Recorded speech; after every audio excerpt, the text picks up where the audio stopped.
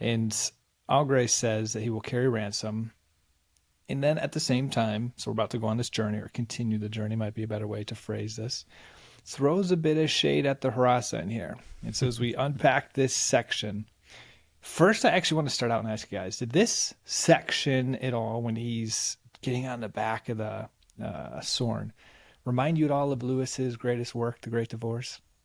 I'm sorry, you need to read the notes, please. You changed it.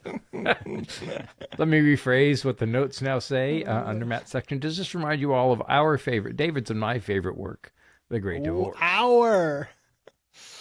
Yeah, our includes you. Yeah, doesn't say Andrew there. He finally admits it, people. Does it? No, it's Till We Have Faces.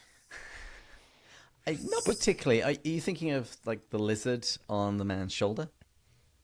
Not exactly. More thinking about they get to a point in their journey where they can't continue on their own.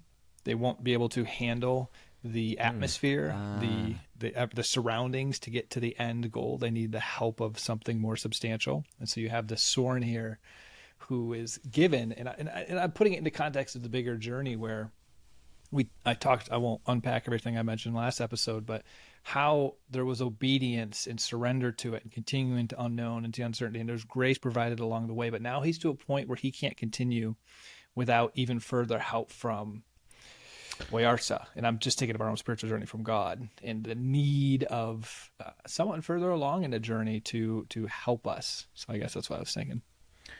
You know, I'll grant you that here's this thing that he loathed, kind of like the red lizard, and it transforms into being something that he can ride, that gets him further along.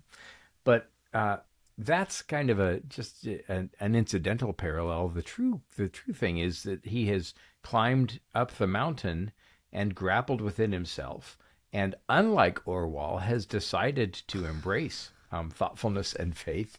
And so he has clearer vision in a way that Orwell doesn't. So what Lewis is doing here at the beginning of his fiction is setting up a contrast at the end of his fiction, just further showing the brilliance not only of Lewis's fictional writing, but the fact that he brings everything to a close with his last and best novel, Till We Have Faces. Bring it, guys. I got it for all day. I got it all day. That was slow clap worthy. That just somehow bait and switch. I mean, you took it and you switched it and threw it back at me.